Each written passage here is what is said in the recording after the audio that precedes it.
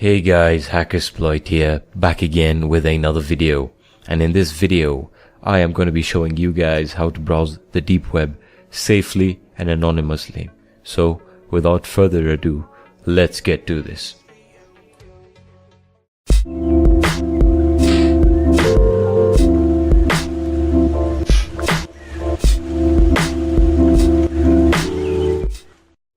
Welcome to the Deep Web Starter Guide. Firstly, let's talk about the operating system to use. Personally, I would stay away from Windows as a client on the deep web because Windows is a very vulnerable operating system when it comes to viruses and backdoors.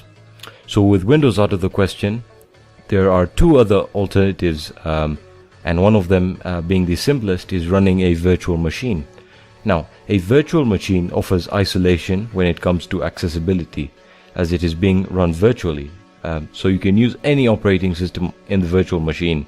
However, if you're going to use Windows on the virtual machine, make sure you have an antivirus installed.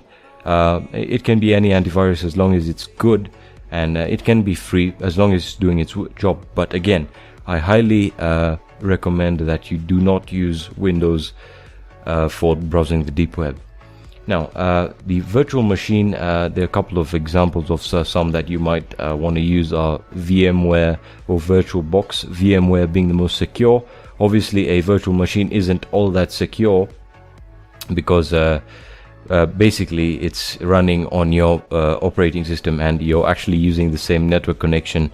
So if you come across a virus that is smart enough to break through the virtual machine's bridges and enter your operating system, it could be lethal. So again, if when using a virtual machine, make sure you have antivirus installed, and again, stay away from Windows. Alright, so now let's take a look at the safest operating systems to use either on a virtual machine or by installing them on a USB flash drive and running them live. Personally, I would run them on a virtual machine because it's so much easier, and you have a lot of control over the basic installation and usage.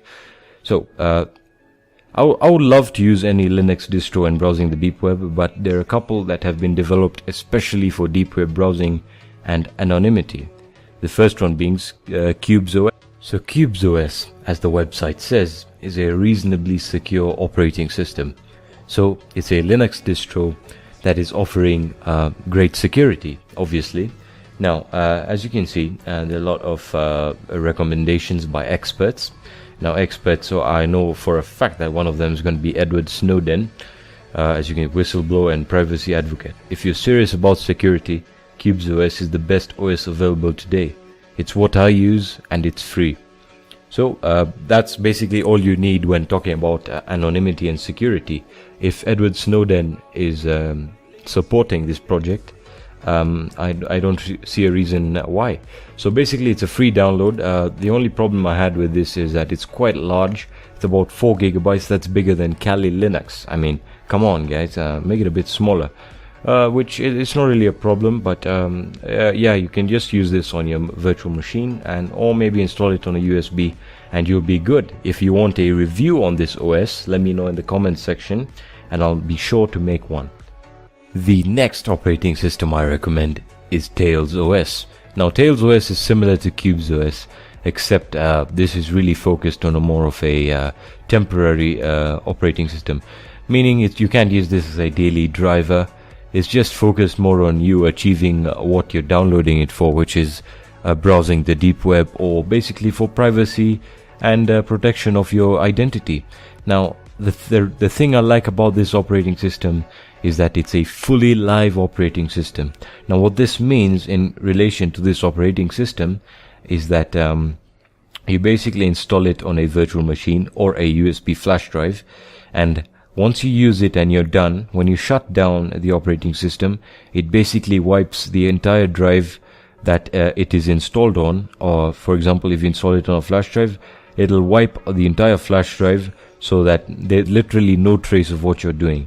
Now that sounds a bit shady, but really this is really awesome for guys who just want security, and it's just amazing. And as you can see here, it leaves no trace, and it uses state-of-the-art cryptographic tools to encrypt your files, emails and instant messaging. So this is basically the whole 9 yards, and it's awesome for anonymity. So out of the two, Tails and Cubes OS, I recommend either one depending on what you guys need. Now the final one I would like to recommend, I think most of you guys know if you watch my channel, is Kali Linux. Now why would I say Kali Linux? Firstly, because it's so much easier to install Kali Linux than using any of these other operating systems that basically focus on one thing. Kali Linux can be used as a daily driver. It can act as a desktop operating system, and it's just awesome for basically cryptography and state-of-the-art network administration. So I would recommend Kali Linux as well if you're really looking for something a bit more permanent in terms of browsing the deep web. So that's basically it for the operating systems, and now I'm going to talk about how to set up Tor for ultimate privacy and protection. So let's set up Tor.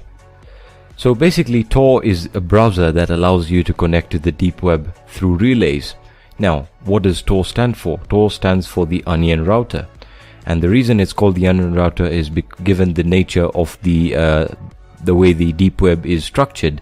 It's structured in layers, hence the name onion. So you get the point. Now Tor is a free browser that can be downloaded from the website. I will link it down in the description. It is a free browser. Again, all the links will be in the description section to all the resources mentioned in this video. So all you have to do is download it on your appropriate operating system. I'll be demonstrating this on Windows for the sake of it. Again, you can see you have Windows, Mac OS X and Linux. Obviously, if you're going to be using Linux, hit Linux either 64-bit or 32-bit, whichever architecture you're running. So once you've downloaded it, it's as simple as just installing it. Just run it. If it's on Linux, you can basically download the installed folder and you can just run it directly. So basically just let it install, and once it's done installing, just open it up. Alright, let's open it up. Alrighty, so once Tor is done setting up, it's going to open what appears to be a browser. Now this is running based on one of the Firefox browsers. So this is a Mozilla based browser but with Tor settings. So the first thing I would recommend is never maximize the browser. As you see, if you maximize the screen, it'll tell you maximizing the Tor browser can allow websites to determine your monitor size, which can be used to track you. So pretty self-explanatory. Don't ever maximize your Tor browser window. So that's basically that. So once you're done here, once it's open, you want to go to your top left and you want to forbid the scripts. Alright, you want to make sure that no scripts are running like JavaScripts. Alright. So once you've done that, you want to go here and you want to hit new identity, hit OK, and it's going to open the browser again. So once you have a new identity, you're basically good again. The scripts are disabled. Now you want to go for Tor network settings, and this is where you basically if your ISP blocks Tor, you can just check that, and that's one of the settings that I wanted to show you guys in case you have that problem. Alright, so you're basically good to go. As I said, the most important rule is forbid scripts. Rule number 2, if you're running this off a laptop, please cover your webcam. Alright, I'm not trying to scare anyone, but this is the reality of the deep web, is that it's very easy for them to hack into your webcam and use that to spy on you. So cover your webcam with tape or whatever you feel like.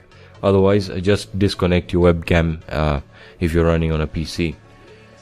So once you have disabled scripts, you can now start browsing the deep web. Obviously, whatever you do on there is up to you. This is just a tutorial on how to use the deep web. I'm not condoning any of the illegal activities on the deep web. Yeah, so that's basically how you browse on Tor. You can access the hidden wiki. I think it exists still. I'm not so sure. You should be able to access it. The other thing is that the Tor browser is going to be very slow because the connection is run through a series of relays. But if you want me to make a video on how the Tor or how the deep web works, please leave a comment down below and I'll be sure to make it. So that's basically it, guys, for the deep web starter kit. This is all you need to get onto the deep web safely and anonymously. If you want more information, comment down below and I'll be happy to make another video regarding the topic. If this video did help you, please leave a like. I hope that you guys enjoyed this video, and yeah, that's basically it, guys. Have a fantastic day. Peace.